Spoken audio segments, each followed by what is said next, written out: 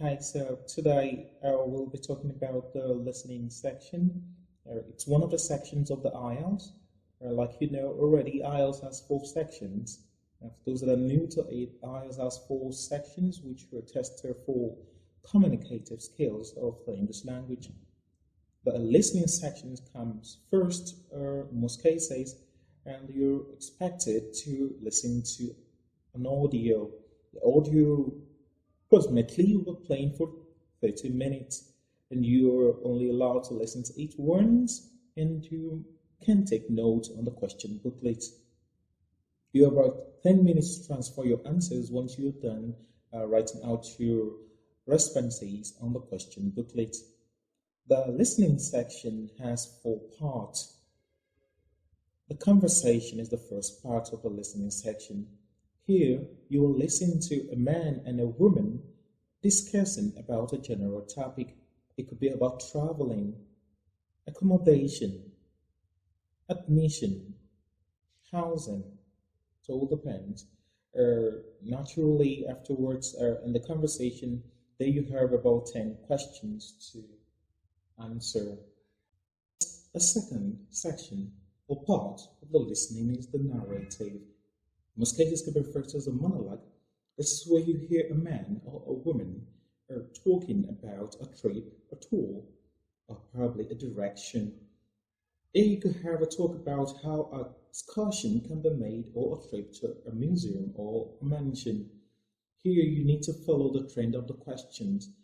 Most past question you have for the IELTS in this category, you get a lot of label flowchart questions in this second section.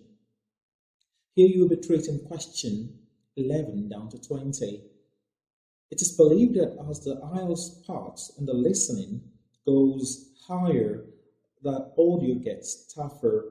So it is good that you answer questions correctly in the first two sections. In addition, the third section is the group chart.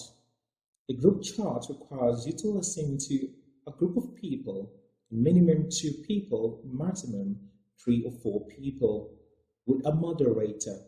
They'll be talking about an academic or formal topic. Your job will be to take down all necessary key details as they speak. You would not be allowed to listen to the talk again. So it's better you pay attention to everything you get to hear by connecting the audio to the key words. Key words are words that comes before or after the blanks you're expected to fill out. When a keyword comes before a blank, it is called a pre-cue word. But when the keyword comes after the blank, it is known as a post-cue word. I would encourage you to practice a lot with questions and try as much as possible to identify the moderator of a group chat audio. The group chat audio covers question 21 to 30, and here you may be having a short break in between the question series. Finally, we have the lecture as the fourth part of the listening section. On the lecture, you definitely hear a topic that is academic or formal in nature. A male or a female might be given the lecture. It is worthy to note that in the lecture there are no breaks, so you likely may get to hear a talk from the very beginning to the end. I encourage you, as you listen to the lecture, after the first 3 statements from the lecture or the speaker, you try as much as possible to get the key idea of what the lecture is all about. In a way, it is trying to develop a cover statement for your lecture.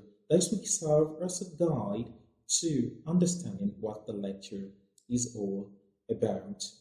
Now, quickly, let's take a rundown on the parts of the lecture. So obviously, you will be listening to a conversation, and that covers question 1 down to 10. The second part of the listening section is a narrative or a monologue, which was said by a male or a female, and that covers question 11 down to 20. The third section of the listening part is the group chat. Here you hear a moderator starting up a conversation between 2 or 3 people, and this covers question 21 to 30. And lastly, the lecture comes up, and the lecture is on the part that does not encourage or probably introduce a break. So this means that the conversation, narration, group chat, and lecture, group chat all have breaks in between them, but the lecture doesn't. You should have noted that the total question mark for their listening is 40, so you will be answering 40 questions in total. It implies that of the 4 sections, we have at least 10 questions. Encouraged to keep practicing and make sure you master the question types. So see you again. Bye-bye.